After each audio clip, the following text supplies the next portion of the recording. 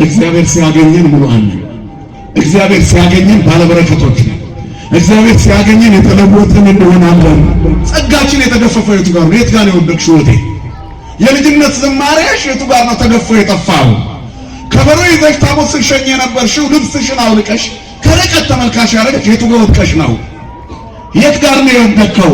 ጥሩ ሰንበት ተማሪ እንዳትሆን መቅደስ ውስጥ ቆመ የመቅደሱን ቆሻሻ እየጠረክ ያንተንም ቆሻሻ በንስሐ እየጠረክ እንዳትኖር የት ጋር ነው የወደቅከው? የት ጋር ነው ያቋረጥነው የልጅነት ቁርባናችን? የት ጋር ነው? ሁላችንም እኮ ቆራቢዎች ነበር። ለምንድን ነው ያቋረጥነው? ከወዴት እንደወደቅክ አስብ። እግዚአብሔር ባዶ ነው።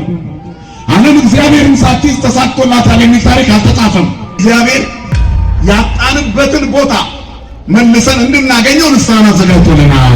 ዲያብሎስ ክፉ ነገር ሲያደርግ አትበሳቱ። የእግዚአብሔር ጉብኝት በማግስቱ ይቀጥላል። በፊታችን ጠብቆናል። ማን ስላለ ከኛ ጋር? እግዚአብሔር ስላለ ከኛ ጋር። ከወዴት ነው የወደቀው? ነፍስሽ የት ነው የወደቀችው? ከእግዚአብሔር እቅፍ የተለየው መቼ ነው?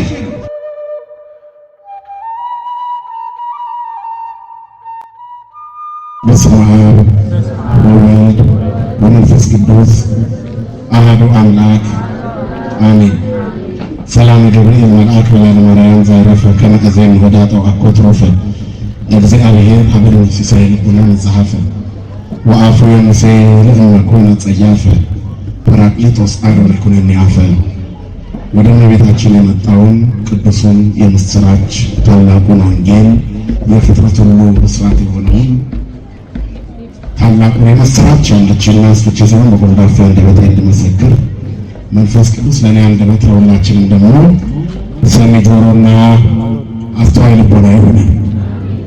ክቡር መምህራችን መምህር ብርሃነ ሕይወት ዓለሙ የዚህ ታላቅ ደብር የስብከተ ወንጌል ዋና ኃላፊ፣ ክቡራን መምህራን፣ ሊቃውንተ ቤተክርስቲያን፣ ወንድሞች ዲያቆናት፣ በልዩ ልዩ አገልግሎት በዚህ በመቅደሱ የምትገኙ ምእመናንና ምእመናት እስከ ሞት ድረስ በወደደን በመድኃኒተ ዓለም በኢየሱስ ክርስቶስ ፍጹም ፍቅር እንደምን አመሻችሁ? እንደምን ዋላችሁ? እንደምን ቆያችሁ? ለባህሪው ሽረት ለመንግስቱን መንፈት የሌለበት የዘመን ዘመናት ባለቤት የጨለማችን ብርሃን የሞታችን ትንሣኤና የትንሣኤያችን በኩር ከሞት ወደ ሕይወት ከርኩሰት ወደ ቅድስና ያሸጋገረን የደከመ ጉልበታችንን በፍቅሩ ያደሰልን ዘወትር የሚራራልን አባት ድካማችንን አይቶ የሚረዳ እስራታችንን የሚፈታ ስብራታችንን የሚጠግን ፍቅሩ ከእናት ልጅ በላይ ውድ የሆነ መድኃኒተ ዓለም ኢየሱስ ክርስቶስ ስሙ ለዘላለም የተመሰገነ ይሁን። ለዓለም ሕዝብ ሁሉ የተስፋ ምንጭ የድነት ማስገኛ የሆነች እግዚአብሔርን የምናይባት የሕይወት መስታወታችን ስለ አምላክ የምንነጋገርባት ቋንቋችን የምህረት እናት ንግሥተ ፍጥረት ሁሉ እመቤት ቅድስተ ቅዱሳን ንጽሕተ ንጹሐን ሰዓሊተ ምሕረት አቁራሪተ መዓት እናታችን ድንግል ማርያም ስለ አማላጅነቷ ስለ እናትነቷ ስሟ ለዘላለም የተመሰገነ ይሁን። መላእክት፣ ቅዱሳን፣ ጻድቃን፣ ሰማዕታት ሁሉ እንደየክብራቸውና እንደየሞገሳቸው ክብርና ምስጋና ይድረሳቸው።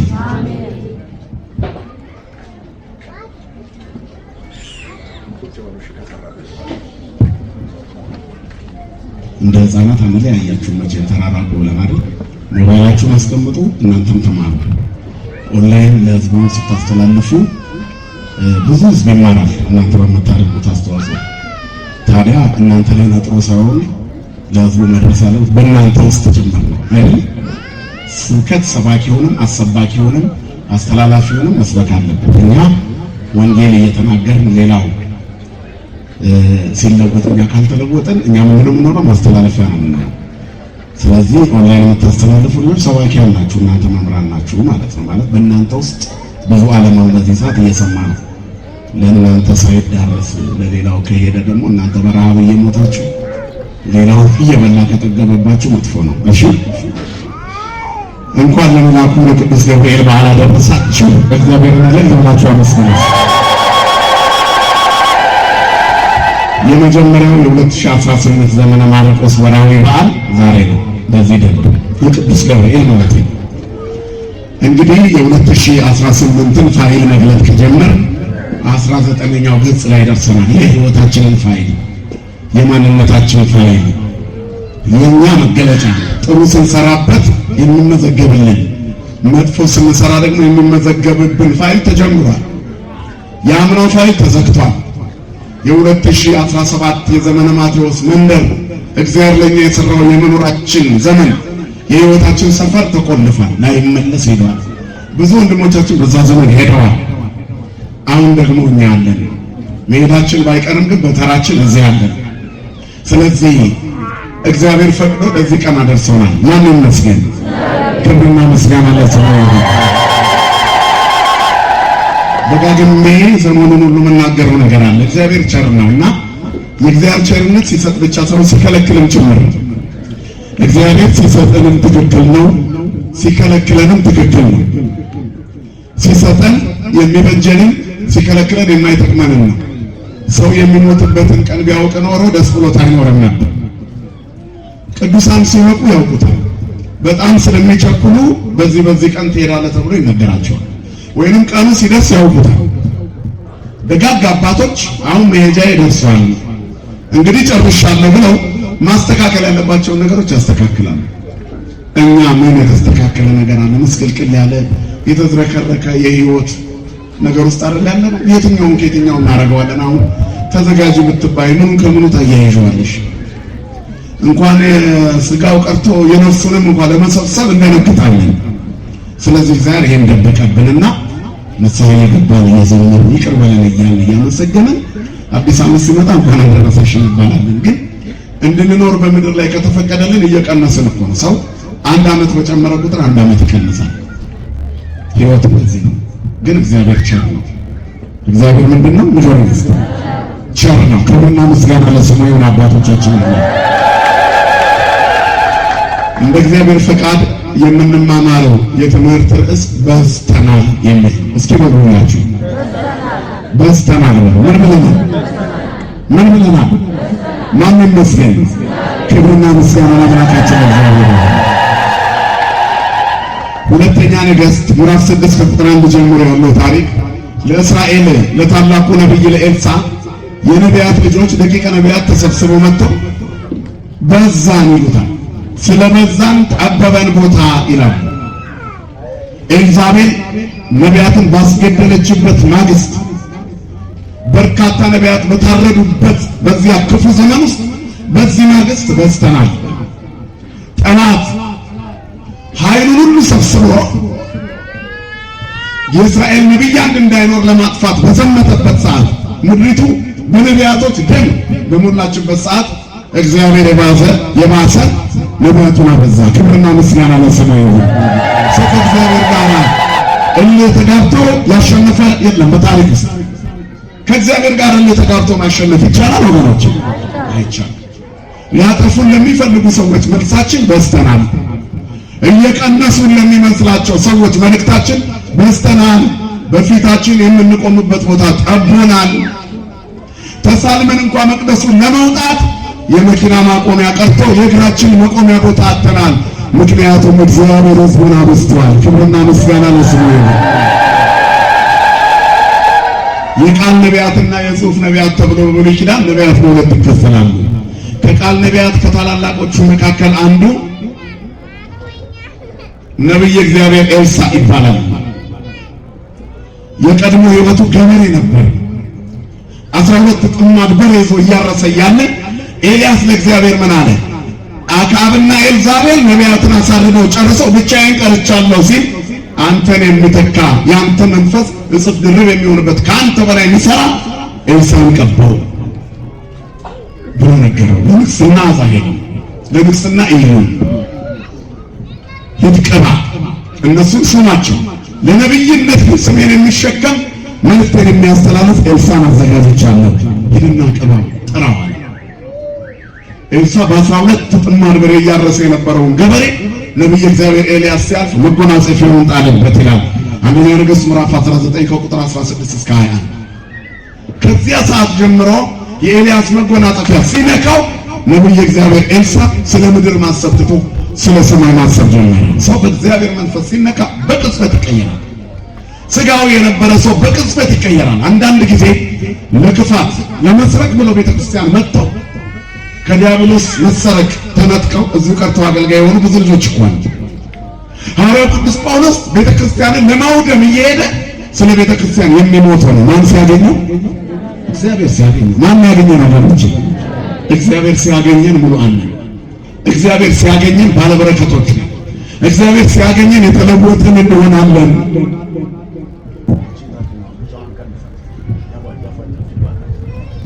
ስለዚህ ሰው እግዚአብሔርን እስካላገኘ ድረስ በመንፈሳዊ ሕይወት ውስጥ ያለው ህልውና አስቸጋሪ ነው።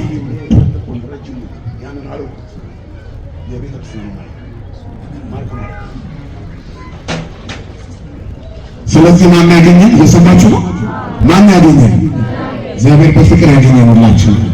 ኤልያስን ሲነካው ከግብርና ወደ ነብይነት እንዴት ሰው ማን ይቀየራል? መሬት ሲቆፍር የነበረ ሰው የሰማይ መልእክት የሚያስተላልፍ ሊሆን ተመረጠ። እግዚአብሔር ሲመርጥ እንደዚህ። ከዚያ በኋላ ተከተለው ይላል። በኤልሳዕ ጊዜ ነቢያት በዙ፣ ቦታም ጠበባቸው። እነሆ በፊትህ የምናድርበት ቤት ጠቦናል አሉ።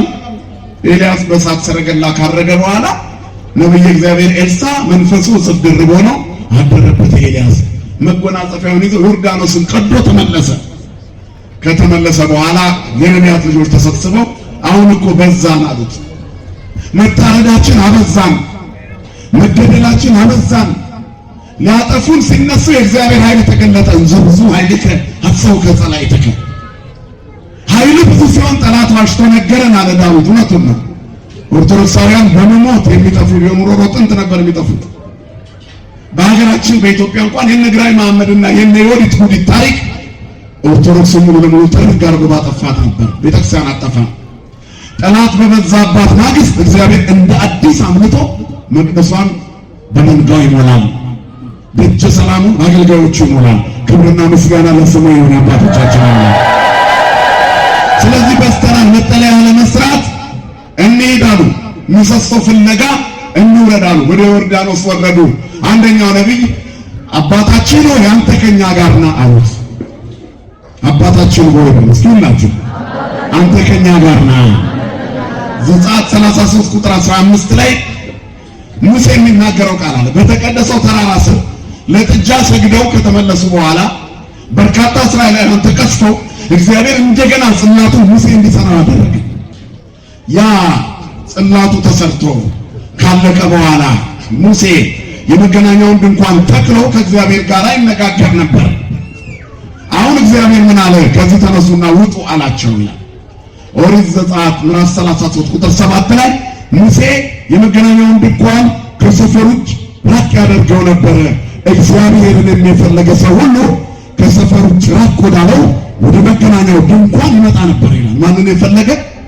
ከመንደር ካልወጡ እግዚአብሔር አይገኝም። ከዘረኝነት መንደር፣ ከዝሙት መንደር፣ ከምቀኝነት መንደር፣ ከስግብግብነት መንደር፣ ከወዳምነት መንደር፣ ከገንዘብ ወዳድነት መንደር፣ ከነፍሰ ገዳይነት መንደር፣ ከጎጠኝነት መንደር፣ ከጥንቆላና ከአስማት መንደር፣ ከሐሜትና ከክፋት መንደር፣ ከስድብና ከእርግማን መንደር ያልወጣ እግዚአብሔርን አያገኘውም። ከሰፈሩ ጭራቅ ማለት ያስፈልጋል። ሰፈር አሁን የጠቀስናቸውን የያዙ ናቸው። ስለዚህ እግዚአብሔርን የሚፈልግ ከሰፈር ይርቅ ነበር። ከመንደርና መንደርተኝነት ይርቅ ነበር። ከክፉ ሐሳብ ይርቅ ነበር። ከዚያ በኋላ እግዚአብሔር በመገናኛው ድንኳን ይገኛል። ሙሴም የመገናኛ ድንኳን ብሎ ጠራው ይላል። በዚያ መጨረሻ እግዚአብሔር ምን አለ? ተነሱ፣ ከዚህ ተነሱና ውጡ አለ። እግዚአብሔር ወይ እኛ እንወጣለን አለ ሙሴ። አንተስ ከኛ ጋር ትወጣለህ አለው። እወጣለሁ። እባክህ እግዚአብሔር ወይ ያለ አንተ አንችልም። አንተ ከኛ ጋር ካልወጣህ ከዚህ አንወጣ። እዚህ በረሃው ላይ እንኑር። አንተ ያለህበት እዚህ ይሻለናል። አንተ ከኛ ጋር ከሌለ ወደ ሀብት ማማ ሲወጡ ብቻቸውን ወጥተው እግዚአብሔርን አጥተው ኑሮ የከበዳቸው ብዙ ናቸው። የሕይወት እንቆቅልሽ ቁልፉ ምስጢሩ የተሰወረባቸው ብዙ ናቸው። ወደ ስልጣን ማማ ሲወጡ የነበሩበትን ረስተው እዛ ሲደርሱ ራሳቸውን ሁሉ ረስተው እግዚአብሔርን አጥተው ባዶ የሆኑ ብዙ ናቸው። ወደ እውቀት ማማ ሲወጡ የልጅነታቸውን አምላክ ትተው በቁማቸው የፈረሱ ብዙ ናቸው። ዓለም የፈረሱ ተንቀሳቃሽ አፈሮች ተሸክማ መኖር ከጀመረች ከርማለች። ሰው ማለት ተንቀሳቃሽ አፈር ነው ይላል አንድ ፈላስፋ። አሁን እንደውም አፈር ሳይሆን አመድ በዝቷል። ብናኙ የሰው ፊት የሚያጠፋ የእግዚአብሔር ሽታና መዓዛ የሌለው ሰው ያለ እግዚአብሔር ባዶ ነው። ዓለም እግዚአብሔርን ሳትይዝ ተሳክቶላታል የሚል ታሪክ አልተጻፈም።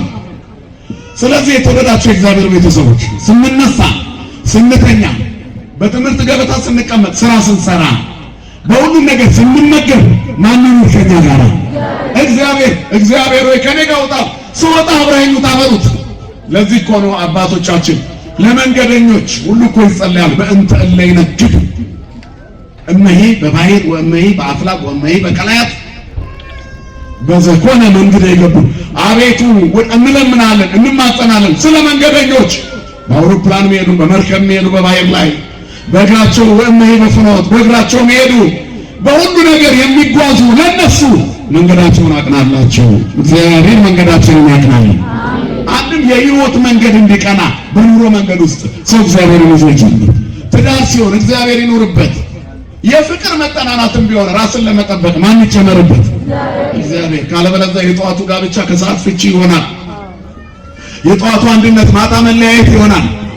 ስለዚህ ምድሪቷን ፍቺ የበዛበት አሁን ይሄ በሽታ ሀገራችን ገብቶ የፍቺ አቀንቃኞች ተሰብስበዋል እኮ አይደል?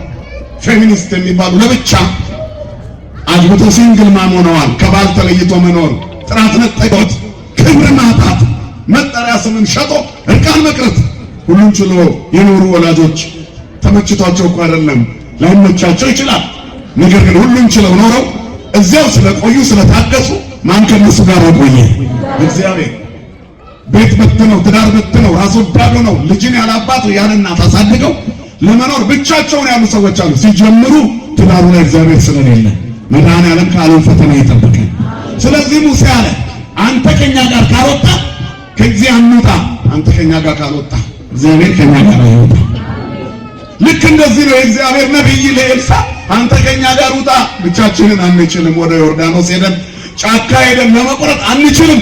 ለምሰሶ የሚሆነውን ዛፍ ብናውቅ እንኳ እንደው ችሎታው መጥረብ ቢኖረን እንኳ አንተ ከኛ ጋር ስትሆን በረከታችን ይበዛል። አንተ ከኛ ጋር ሄድ ብሎ ለመነው። በስተናል ያለው ሰው እሺ አብሬያችሁ እወጣለሁ አለ። ቅዱስ ገብርኤል አብሮን ተወደደች። አሜን አሜን። የእግዚአብሔር ቅዱሳን ከኛ ጋር አሉ ማለት ማን አለ ማለት ነው? እግዚአብሔር አለ ማለት ነው። አነ ውእቱ ዘእቀውን ቅድመ እግዚአብሔር፣ አነ ውእቱ ገብርኤል ዘእቀውን ቅድመ እግዚአብሔር ያለው ገብርኤል ነው። ምን ሊሰራ ይቆማል? ሊያማልድ እንጂ። ቆመ በእግዚአብሔር ፊት ማለት ለመነ ማለት እኮ። ሙሴ እስራኤላውያን ሲበድሉ በሉ እኔ እጄ ስለናንተ በእግዚአብሔር ፊት ምን እላለሁ ይላል፣ እቆማለሁ። ምን ማለት ነው? ስለናንተ እግዚአብሔርን እማጸናለሁ፣ እለምነዋለሁ። ቅዱስ ገብርኤል ያለ እኔ በእግዚአብሔር ፊት ነው የምቆመው አለ። ለሰው ልጆች ሰላም፣ ለሰው ልጆች ፍቅር፣ ለሰው ልጆች አንድነት ይለምን ቅዱስ ገብርኤል ይቆምልናል። ክብርና ምስጋና ለስሙ ይቆምልናል። ስለዚህ ቅዱሳንን አብረውን እንዲወጡ ስለምንፈልግ ነው መታሰቢያቸውን የምናደርገው፣ ዝክራቸውን የምንዘክረው። እግዚአብሔር በበረከት እንዲያሰፋን ነው።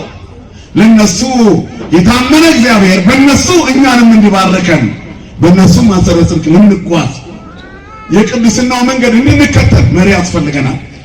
ተዘከሩ መኳንንቲክሙ ዘነገሩክሙ ቃለ እግዚአብሔር፣ የእግዚአብሔርን ቃል ንገሯቸው፣ ዋኖቻቸውን አስቡ። ወእንዘ ትሬዮሙ ሰናየ ግእዛኖሙ ወመጻእቶሙ ተመሰሉ በሃይማኖቶሙ። የኑሯቸውን ፍሬ ቅድስናቸውን፣ ጾማቸውን፣ ጸሎታቸውን፣ ትጋታቸውን፣ ትዕግስታቸውን፣ ጽናታቸውን፣ ደግነታቸውን እያያችሁ ከነሱ ቅሰሙ። በሃይማኖት ተመሰሉ በሃይማኖቶሙ፣ በእነሱ ሃይማኖት መሰሉ። መከተል የነቢይነት ከፍታ እንዴት እንደሆነ ለማየት ታላቃቸው ነቢይ የሰበሰባቸው ተማሪ ነቢያት፣ ደቂቀ ነቢያት፣ ትንንሾቹ ነቢያት ይከተሉ ነበር። የነቢያት ልጆች በሙሉ ተከትለው አብረውት ሄዱ። እሱም ሄደ ከነሱ ጋር። ሲቆርጡ ያያቸው ነበር ቆሞ። አንደኛው በምሰሶ በዛቢያ እንጨቱን ሲጠርበው ዛቢያው ተነቅሎ ብረቱ ሰመጠበት ዮርዳኖስ ውሃ ውስጥ፣ የመጥረቢያው ብረት። ከዚያ ጮኸ ይላል፣ ወዮ ወዮ ጌታዬ ሆይ የተዋስኩት እኮ ነበር ብሎ ጮኸ። የወደቀው ኤልሳ ወዲያው ምን አለ? ወዴት ነው የወደቀው?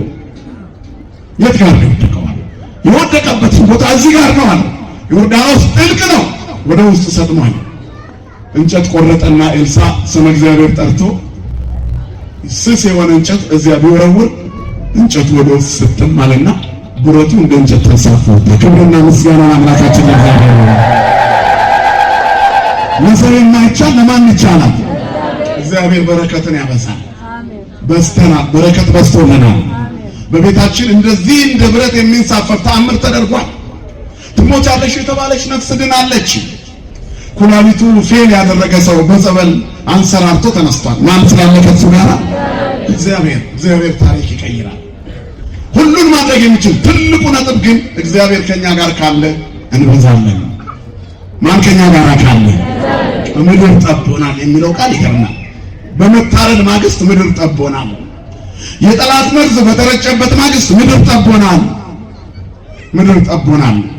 እኛ እግዚአብሔር ጠላቶቻችንን የሚያዋርድበት መንገድ ብስጭታችንንና ሞታችንን ሲመኙ ደስታችንንና ብዛታችንን ከፍ አድርጎ በማሳየት ነው። እግዚአብሔር ተበቃይ ነው። ክብርና ምስጋና ለስሙ ይሁን። ብዙ ፈተናዎች ደርሰውብን ይሆናል፣ ግን ማን አለ ከኛ ጋር? አንዳንድ ነጥቦች በዚህ ታሪክ ዙሪያ አለ። የመጀመሪያው በፊት የምናድርበት ቦታ ጠቦናል። ስለዚህ ምን ብለናል ነው መልእክቱ? በስተናል። በኤልዛቤል ሰይፍ ማግስት በስተናል።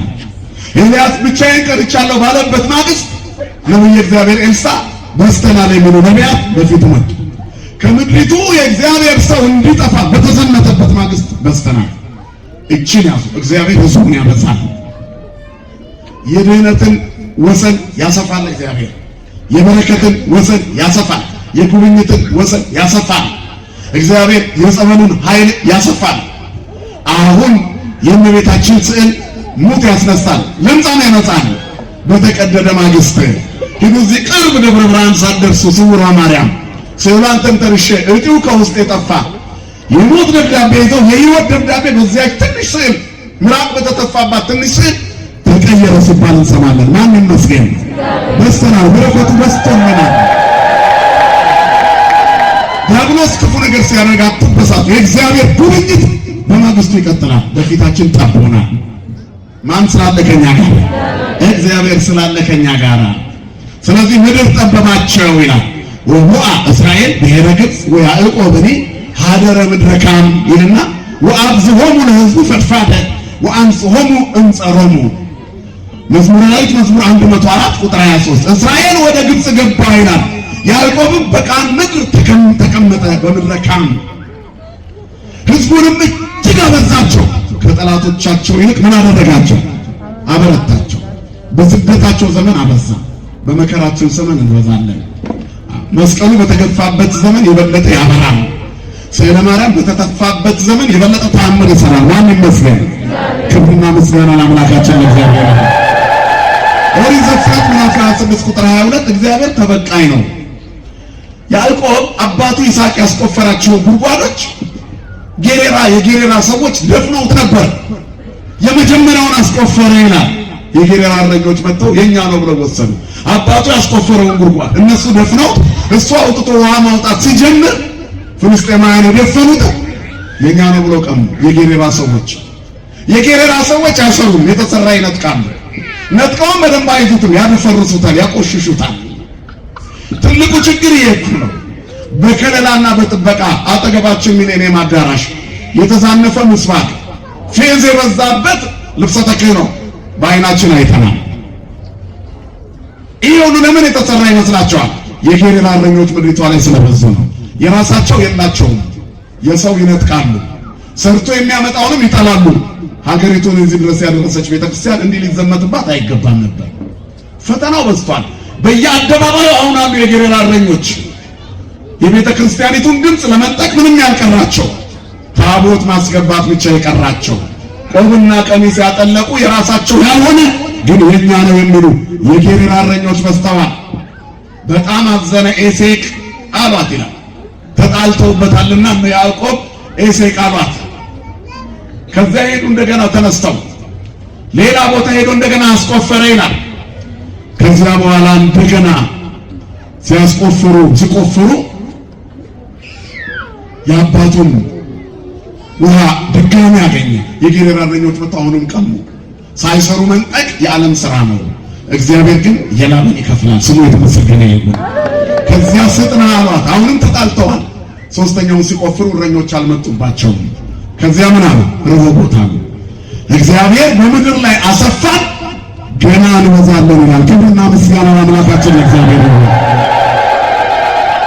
ያልሰሩትን የሚቀሙና የሚነጥቁ ሰዎች ታሪካችንን በመጥፎ ትርክት ላይ ያበላሹ ቢሞክሩ እንኳን ማን አለ ከኛ ጋር? ክብርና ምስጋና ለስሙ ይሁን አባቶቻችን አምላክ። ስለዚህ በዝተናል የሚለው ቃል ትልቅ መልእክት ነው። ተገፍተናል፣ መከራ እየደረሰብን ነው፣ ግን በዝተናል። ማን ስላለ ከኛ ጋር? እግዚአብሔር። ስለዚህ ክፉ ነገር ከኛ አይመለስም፣ እግዚአብሔር ይበቀላል። መልሱ የማን ነው? እግዚአብሔር። ሁለተኛው ጌታዬ ሆይ ወየው ብሎ የጮኸው የሰውየው ቃል ነው። የተዋስኩት ነበረ። ወየው የሚለው ቃል ንስሐ ነው። የሰው ልጆች ታሪካቸው ቁርጥ ብሎ እንዳይቀር ሲያጠፉ የሚጸጸቱ መሆን አለባቸው። ክርስቲያን የሚጸጸት አይምሮ ባለቤት ነው። የሚሰማን አምላክ ይቅር ባይ ነው። ክርስቲያን ማለት የማያጠፋ አይደለም፣ የሚጸጸት ነው። እንደ ማንኛውም ሰው ያጠፋል፣ ይሳሳታል፣ ነገር ግን ንስሐ ይገባል። ወየው ይላል። ወየው ብሎ ጩኸት አበስኩ፣ ገበርኩ፣ በደልኩ ማለት ነው።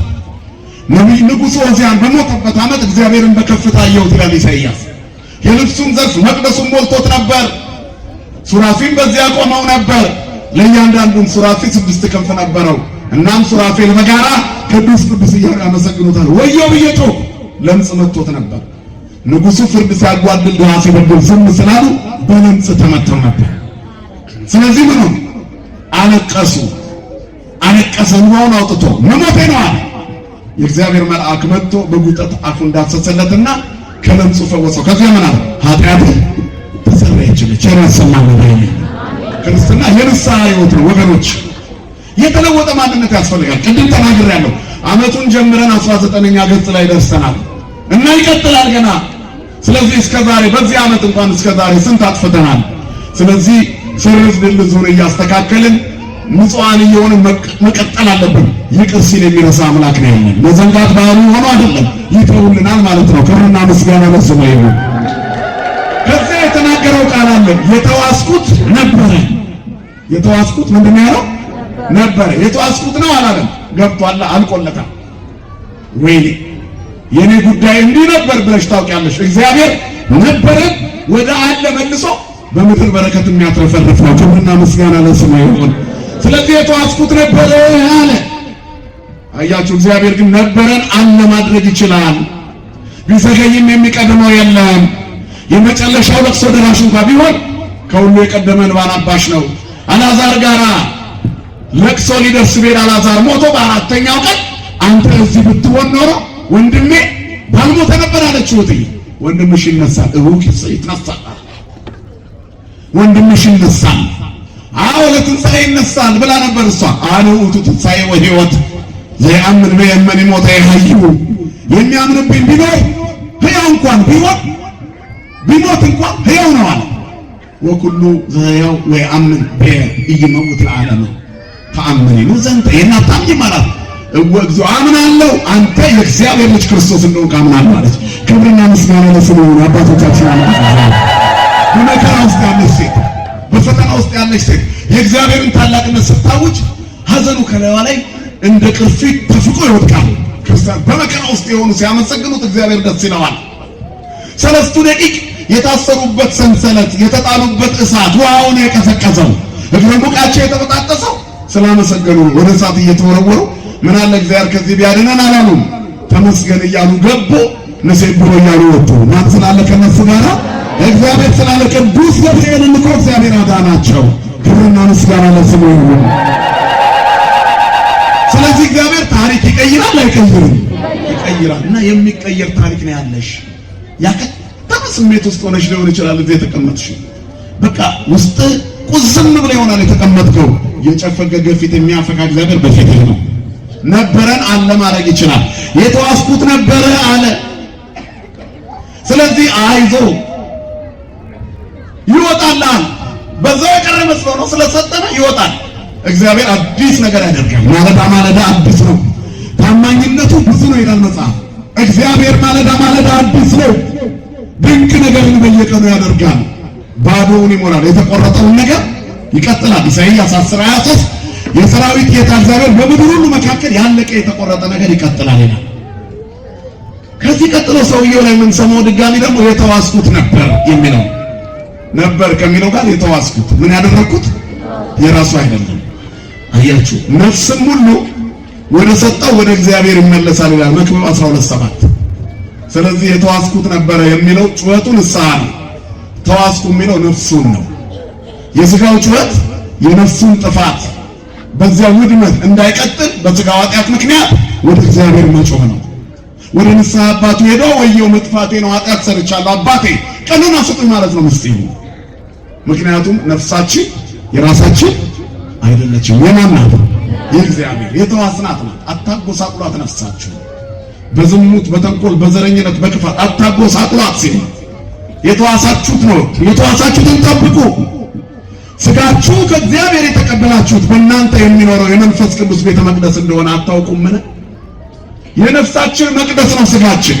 የመንፈስ ቅዱስ መቅደስ ነው ሥጋችን። መጽሐፍ እንደሚለው በዋጋ ተገዝታችኋልና የራሳችሁ አይደላችሁም። ስለዚህ በሥጋችሁ እግዚአብሔርን አክብሩት። ወዮ ወዮ ብሎ የጮኸው የተዋስኩት ነው ያለው ነፍሱን ነው። በዝሙት እየረከሰች ያለችው ነፍሱ ሥጋ ሥጋውን እያየች እየበላች እየተሽማቀቀች በሥጋ ተሸፍና ታፍና ታንቃ እሪ የምትለው የነፍስ ጩኸት ነው። ይሄ ንስሐ የነፍስ ጩኸት ነው። ንስሐ እግዚአብሔርን መናፈቅ ነው። ስለዚህ እያንዳንዱ ክርስቲያን በየቀኑ ንስሐ መግባት አለበት። ከነፍስ አባቱ ጋር የምንገናኝበት ዋና ዓላማ ለውድቀቱ ትንሣኤ፣ ለእድፉ መታጠብ፣ ለመቆሸሹ መጥራት ነው። እግዚአብሔር ያጥራን ሁላችንን። ታስበን ይንበረድ ወጻት እጠበኝ ከበረዶ ይልቅ ነጭ እሆናለሁ። እግዚአብሔር ካነጻን እንጠራለን። ጌታ ሆይ እጄን እግሬን አንተ ታጥበኝ ዘንድ አይገባም አለ ጴጥሮስ። የትህትና አባት ክርስቶስ ዝቅ ብሎ የደቀ መዛሙርቱን እግር አጠበ። ዮሐንስ 13 እኔ ካላጠብኩ እድል ፈንታ አይልም አጠራም ማለት ማን ሲያጥበን እንጠራለን። ስለዚህ ንስሐ ያስፈልጋል። የተዋስኩት ነው ይሄ ነፍስ በእግዚአብሔር ፊት ዋለ ነፍሴ ምን ይዤ ነው የሚባለው ለዚህ ነው። የነፍሳችን ትልቁ ምግቧ ናፍቆቷ ምስጋና ነው። ናፍቆቷ እግዚአብሔር ነው። ማዕዜ በጸማት ነፍሴ አመ እግዚአብሔር ነፍሴ ወደ ሕያው አምላክ ወደ እግዚአብሔር ተጠማች። መዝሙር 41 ጸማት ነፍሴ አመ እግዚአብሔር ሕያው ማዕዜ በጽ ወሬኢ ገጾ ለአምላኬ መቼ ተነስቼ አምላኬን ፊት ያለው ነፍሴ ወደ እግዚአብሔር ተጠማች። ወደ ዋና ወደ ሰሪዋ የእግዚአብሔር እስትንፋስ ነው በውስጣችን ያለው። ስለዚህ አደራ ተቀባዮች ነን። ከማባከን መድኃኒዓለም ሁላችንን የሚጠብቀን። ስለዚህ የራሳችን አይደለንም፣ ተበዳሪዎች ነን። በአደራ የተሰጠንን ነፍስ በንጽህና መጠበቅ አለብን። ክርስትና የንጽህና ሕይወት ያዛል። ባለአደራዎች ነን። በዝሙትና በዘፈን በዳንኪራና በርግማን በጥንቆላና በመተት በክፋትና በምቀኝነት በሐሜትና በተለያዩ ስህተቶች በዘረኝነትና ጎጠኝነት በደም አፍሳሽነትና በጥላቻ በእነዚህ ባህር ውስጥ አስጥመን እንዳናጠፋት ወየው ሰመጠብኝ የተዋስኩት ነው። እነዚህ ባህር ውስጥ ነፍሳችን ሰጥማለች። ከነዚህ ከጠቀስናቸው ኃጢአቶች አንዱ እኛን ይዞናል። ወየው የኔ አይደለችም ነፍሴ ብለን ጮኸን በንስሐ እንድናወጣት ያስፈልጋል። የነፍሳችን ባለቤቷ እግዚአብሔር ነውና ተንከባክበን ልንጠብቃት ይገባል። ስንንከባከባት ምን ያደርጋል? እግዚአብሔር በበረከት ዙሪያችንን ያሰፋልናል። ጠበበኝ ቤቴ፣ ሕይወቴ በበረከት ተትረፈረፈ፣ ጎተራዬ ሞላ፣ ማጀቴ የተትረፈረፈ ሆነ፣ ምስጋናዬ እንኳን ሞልቶ ፈሰሰ ለማለት ያብቃን መድኃኒዓለም። ሌላኛው ሶስተኛው የሰውየው ጩኸት ነው። የሰውየው ጩኸት ንስሐ ነው። ቅድም እንዳልነው በቸልተኝነት ያረከሳት ነፍስ ጠፍታ እንዳትቀር ወደ እግዚአብሔር ጮኸ ወይንም ንስሐ ገባ። ወደ ንስሐ አባታችን ተናዘን ስንጮህ እግዚአብሔር ይሰማናል። ኤርምያስ 33 ቁጥር 3 ወደ እኔ ጩህ እኔም እመልስልሃለሁ ይላል። ከዚያ በኋላ አንተም የማታውቀውን ታላቅና ኃይለኛ ነገር አሳይሃለሁ። የማቴዎስ ወንጌል ምዕራፍ 8 ቁጥር 4 ላይ ራስህን ለካህን አሳይ። ዝም ብሎ መመላለስ ክርስትና አይደለም። አሁን እኛ ድራማ የምንሰራ ሰዎች ነው። በየቀኑ እንመላለሳለን፣ ግን ከንስሐ አባታችን ጋር ተነጋግረን አናውቅም። ይሄ በሚዲያ ላይ ትልልቅ ከራስ ወቁት ብሎ ኦርቶዶክስ ነኝ ብሎ ትንታኔ የሚሰጠው ሁሉ በቤተ ክርስቲያኒቱ መዝገብ ውስጥ አብዛኛው ጊዜ የሌለ ሆኖ ይገኛል። ንስሐ አባት የሌለው፣ ደብር የሌለው፣ አጥቢያ የሌለው፣ ግን ተቆርቋሪ፣ እርማት ሰጪ፣ ለጳጳሳት ሁሉ እርማት ሰጪ፣ ለሃይማኖት መሪዎች እርማት ሰጪ፣ ለመምህራን ተቺ፣ የፈለገውን ተናጋሪ፣ ግን አንገቱ ላይ ነው ክሩ ያለው። ቤተክርስቲያንን አያውቃትም። የሴትና የወንድ በር ላይ ለይ ይችላል። ተሰሚ ለመሆን እንደ ልብ መሆን ይቻል ይሆናል።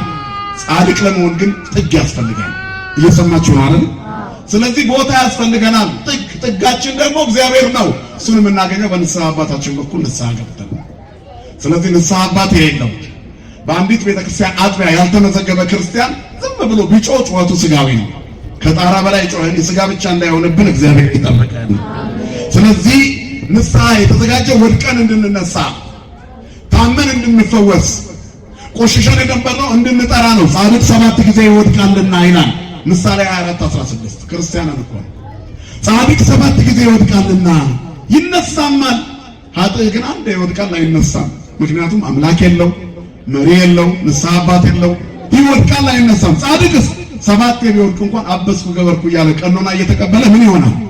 ይነሳል። እመኔ ወደቁ ትነሳ ወእመኔ ሆርኩ ውስተ ጽልመት እግዚአብሔር ያበርህ ሊተን። አባታችን አባ እንጦንስ ሰይጣንን አስሮ አንዳንጥቶ እስቲ በጣም የምትጠላው ምንድን ነው ብሎ ሲጠይቀው ደጋግሞ ንስሐ የሚገባ ሰው ነው ያስጠላኛል ሰይጣን። ለሰይጣን እንደማስጠላት ያለ ቅድስና የለም። እየሰማችሁ ነው አይደል? ሰይጣን ከወደደን ወዮልን። በሰይጣን ፍቅር ከመጠመድ እግዚአብሔር ይሰውረን። ንስሐ ገብተን ለመለወጥ ያብቃን። ሌላው የነብዩ ኤልሳ ጥያቄ ነው። ወዴት ነው የወደቀው? ራእይ 2:5 ላይ እንግዲህ ከወዴት እንደወደቀ አስብና ንስሐ ግባ። አዲስ ዓመት የንስሐ ይወደቅ። ዘመን ተለወጠ። አበባውን አልከፈከብን። አደይ አበባ አሁን ከ10 ቀን በኋላ ይረግፋል አይደል? ከዛ ጥቅምት ላይ ምን መሆን ጀምራል? አንዶም ትንሽ ከፍ ይላል መሰለኝ። ከዛ ከተወሰነ ጥቅምት እየተጋመሰ ሲሄድ ምን ይሆናል? አበባው እየረገፈ የዳር ንፋስ ጥርግ ጋር ይወስደዋል። የኛስ ክርስትና ንፋስ የሚወስደው ነው። መንፈሳዊነታችን፣ ዝማሬያችን ማንም የሚወስደን። አንዳንዴ እኮ ልንሳለም መተን ቤተክርስቲያን አካባቢ ልክ ስንደርስ ቆንጆ ቄጠማ ወይንም የጥበብ ልብስ ካገኘን እሱን ገዝተን ሳንሳለም ተመልሰን ተጨናንቋል። እባክሽ ማታ እንሳለማለን ብለው የሚመለሱ ሰዎች አሉ።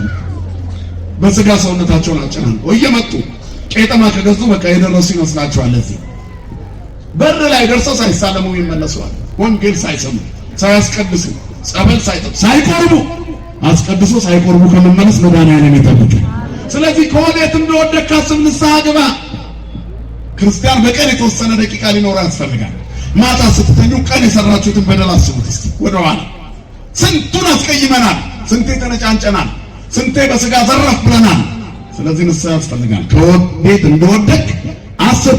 የት ነው የወደቀው አለ ኤልሳ። ንስሐ አባቶቻችን ሲያገኙ የሚጠይቁን ይሄን ነው። በኃጢአት ወድቄያለሁ። እንዴት ነው የወደቅሽው? የት ነው? ምንድነው ያደረግሽው? ምንድነው የፈጸምሽው? ምንድነው የሰራሽው? ከዚህ ይስተካከላል። ንስሐው ይመለሳል። የሰጠመው ይወጣል። ከዛ የማያስፈልገው ይሰጥማል። መድኃኒዓለም ክርስቶስ ክብርና ምስጋና ለስሙ ይሁን አባቶቻችን። ስለዚህ እግዚአብሔር ያጣንበትን ቦታ መልሰን እንድናገኘው ንስሐን አዘጋጅቶልናል። ጸጋችን የተገፈፈው የቱ ጋር ነው? የት ጋር ነው የወደቅሽው? እህቴ የልጅነት ዝማሬሽ የቱ ጋር ነው ተገፎ የጠፋው? ከበሮ ይዘሽ ታቦት ስትሸኝ የነበርሽው ልብስሽን አውልቀሽ ከርቀት ተመልካች ያደረገች የቱ ጋር ወድቀሽ ነው? የት ጋር ነው የወደቅከው? ጥሩ ሰንበት ተማሪ እንዳትሆን መቅደስ ውስጥ ቆመ የመቅደስን ቆሻሻ እየጠረክ ያንተንም ቆሻሻ በንስሐ እየጠረክ እንዳትኖር የት ጋር ነው የወደቅከው? የት ጋር ነው ያቋረጥነው የልጅነት ቁርባናችን? የት ጋር ነው? ሁላችንም እኮ ቆራቢዎች ነበር። ለምንድን ነው ያቋረጥነው? ከወዴት እንደወደቅክ አስብ። እግዚአብሔር እንደተለየን አላወቅንም እኮ። ሶምሶን እስራኤል ነፃ እንዲወጣ እግዚአብሔር ኃይል ሰጥቶት የነበረ ሰው ነው። መሳፍንት 13 እስከ 16 ያለው የሶምሶን ታሪክ ነው። መሳፍንት 16 ቁጥር 20 ያሳዝናል። ሶምሶን የገሊላ ጭን ላይ ወድቆ ጸጉሩን ተላጨ። ፍልስጤማውያን ሲመጡበት ኃይል አነሰው። ሶምሶን ይላል ወድቆ ነበር። እግዚአብሔር እንደተለየው አላወቀም ነበር። እንደ ቀድሞው አደርጋለሁ አለ።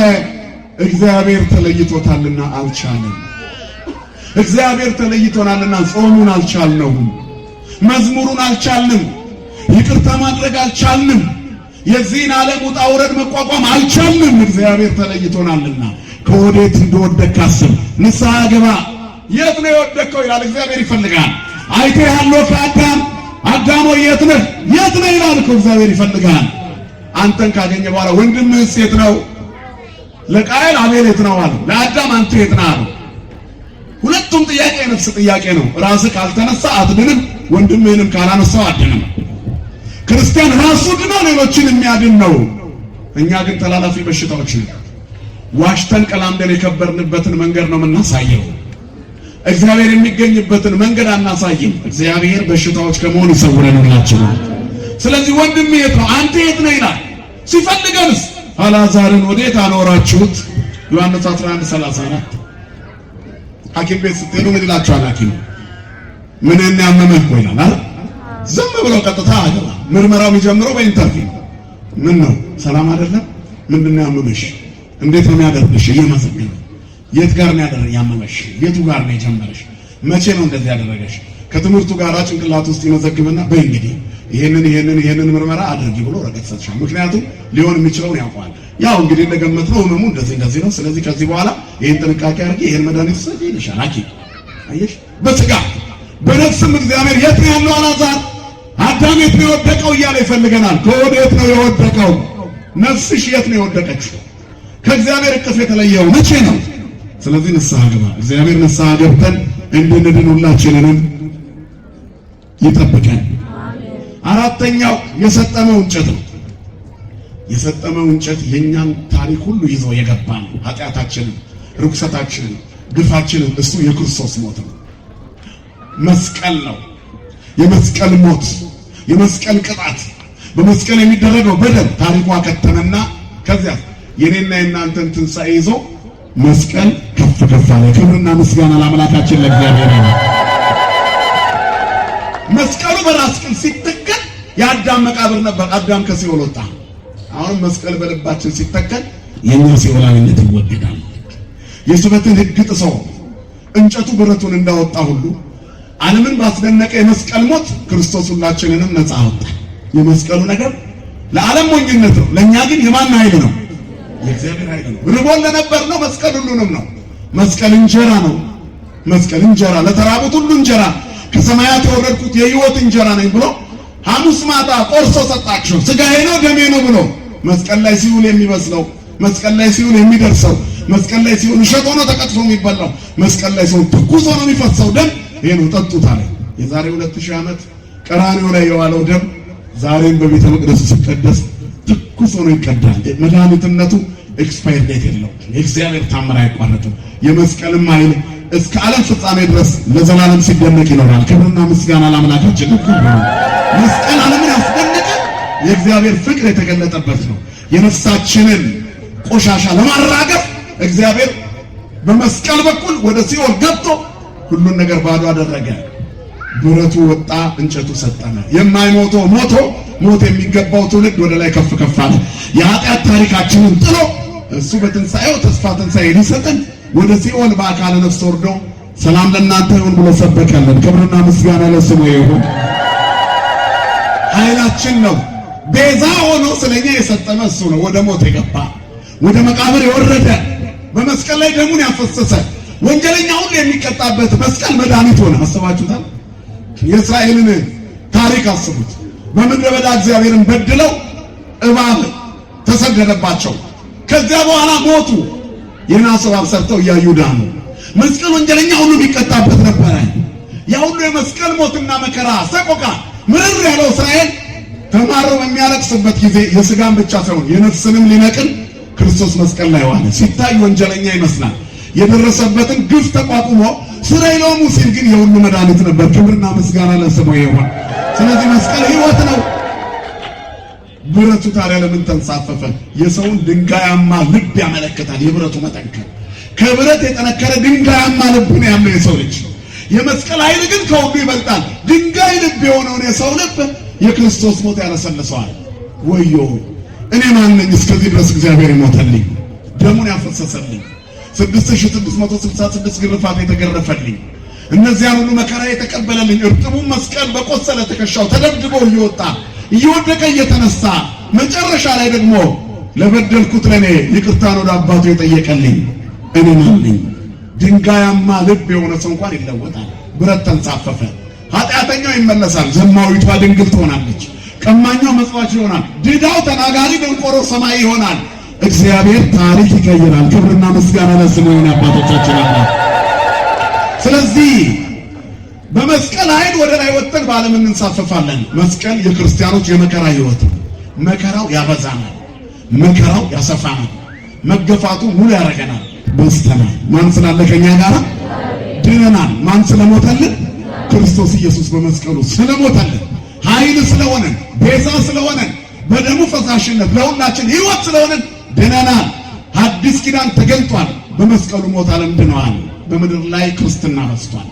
ክርስትና ብዙ ጠላት አለው። የ666ቱ ዓለም የሉሲፈር ሰራዊት ይዘምታል። የዲያብሎስ ጭፍሮች ይዘምታሉ።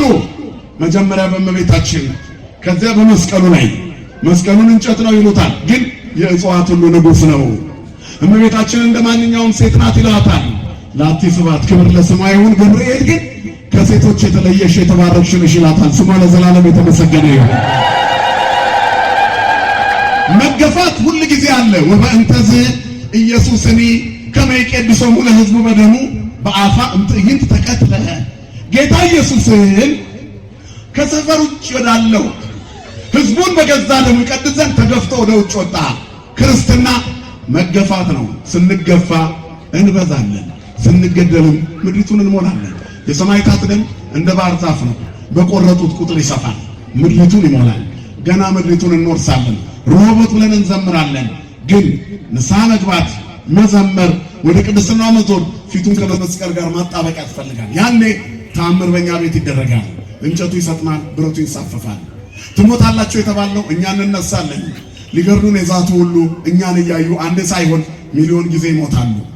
የቤተ ክርስቲያንን ጥፋት የሚናፍቁ ሁሉ ያልፋሉ ከዚህ በፊት እንዳለፉት። እግዚአብሔር ግን ይቀጥላል። ክርስትና ይለመልማል። መንፈሳውያን ይቀጥላሉ። ዝማሬው በልጆቻችን፣ የእመቤታችን ክብር በልጆቻችን ከፍ ይላል። ምራቅ የተተፋባት፣ ስሏ የተቀደደባት፣ የተወረወረው መስቀል፣ የተሳለቁበት የቅዱስ ያሬድ ዜማ፣ ልብሰ ተክህኖ በሙሉ እንደገና ይከብራል። ዕውር ያበራል፣ ለምጻም ያነጻል፣ ብረት ያንሳፍፋል፣ የሰጠመውን ከፍ ያደርጋል። ወደ ላይ በልዕልና ከፍ ከፍ ትላላችሁ። እኔ ከፍ ከፍ ስል ሁሉን ወደ ራሴ ስባለሁ ይላል ዮሐንስ 12:32። ክብርና ምስጋና ለስሙ የሆነ አባቶቻችን አምላክ። እኔ የዓለም ስላልሆነ ሶበሰም ዓለም አንትሙ አፍቀረክሙ ዓለም። ከዓለም ብትሆኑ ኖሮ ዓለም ባፈቀራችሁ ነበር። እስመ ዓለም ያፈቅር እሊአሁ ወባቱ እስመ ይኩንክሙ እምዓለም አላ አነ ሐረይኩክሙ እሙስተ ዓለም ወበእንተ ዝንቱ ይጸልአክሙ ዓለም። ስለዚህ ነገር ዓለም ይጠላችኋል፣ እኔ ከዓለም መርጫችኋለሁና። ከዓለም ውስጥ ስለጠራችሁ ዓለም ይጠላችኋል። እናንተ ግን ዓለም በጠላችሁ ቁጥር ምድርን ትሞላላችሁ፣ እኔ ከፍ ባልኩ ቁጥር እስባችኋለሁ አለ። ስለዚህ ነገር ዓለም ይጠላችኋል። ወበእንተ ዝንቱ ይጸልአክሙ ዓለም። ስለዚህ ነገር ዓለም ይጠላችኋል። ወበእንተ ዝንቱ ይጸልአክሙ ዓለም። ስለምን ይጠላችኋል? የክርስቶስ ስለሆናችሁ፣ የድንግል ማርያም ልጆች ስለሆናችሁ፣ የመስቀሉ ግርጌ ያደራ ስጦታችሁ ስለሆናችሁ ዓለም ይጠላችኋል። ምራቁን ይተፋል። ምራቅ መጥፋት የጀመረው ዲያብሎስ ነው። ባህርም ያህል ምራቅ ተፋ ይላል ራዕየ ዮሐንስ ምዕራፍ 12 ላይ። ዘንዶው ሴቲቱን እመቤታችንን አሳደዳት። ሊደርስባት እንዳልቻለ ሲያስብ በውሃ እንድትወሰድ ምራቅ ተፋባት። ምድር ረዳቻት። ከዚያ ተከፈተና ዘንዶ የተፋውን ዋጠው። ከዚያ ተአምር ተጀመረ። ዘንዶ እንዳልደረሰባት ሲያውቅ፣ ንጽሐ ሥጋና ንጽሐ ነፍስ ያላት በቅድስና የከበረች እንደሆነች ሲያውቅ ተቆጣ። እሷን የሚከተሉትን ሊያበሳጭ ተመለሰ። ወተማ ውእቱ አርዌና ለይእቲ ብእሲት ወሆረ ይጽወሙ ለእለ ተረፉ ውሉደ ለእለ ያዕቅቡ ትእዛዘ እግዚአብሔር ወይሄሉ በጽድቁ ለኢየሱስ ክርስቶስ። ዘንዶ ተቆጥቶ በክርስቶስ ያመኑትን መስቀሉን ያነገቱትን የእመቤታችንን ስዕል ይዞ ሳሊ ለነ ቅድስት የሚሉትን ያባረራቸው ዘንድ ከዘሯ የቀሩትን ሊዋጋ መጣ። ውጊያው እኛ ላይ ነው፣ እናሸንፋለን። ወቆመ ላይ ለሆፃ ባሕር፣ ሆፃ ባሕር ላይ ይቆማል። ሆፃ ባሕር የመናፍቃን ክፉ ስድባቸው፣ ትችታቸው፣ ሞራል የሚነኩ ንግግሮቻቸው ናቸው። እነዚህ ሁሉ ያልፋሉ፣ እናንተ ግን ትቀጥላላችሁ፣ ትበዛላችሁ። እማንቱሰ ይታጎላ ወአንተሰ ትሄሉ። እነሱ ያልፋሉ፣ አንተ ግን ትቀጥላለህ። ቤተክርስቲያን ትቀጥላለች። በስተናል፣ ገና እንበዛለን። ሞልተናል፣ ገና እንሞላለን። ምድር ጠቦናል፣ ገና ይጠበናል። ለምን? ብረቱን አንሳፎ እንጨቱን የሚያሰጥ ነው። ሞትን አስወግዶ ሕይወትን የሚሰጥ የካንሰርና የጉበት የኩላሊት ታሪክ ተቀይሮ ትሞታላችሁ የተባልነው በጸበል እየተፈወስን የምንቆምበት ያ በረከት አሁንም ይቀጥላል። እግዚአብሔር ስራውን አያቋርጥም። እኛ ግን በሃይማኖት እንጽና። መድኃኔዓለም ይጠብቀን፣ በሰማነው ቃል ይባርከን። 30 60 መቶ ያማረ ፍሬ ለማፍራት ያብቃን። ይቆየን። ስብሐት ለእግዚአብሔር።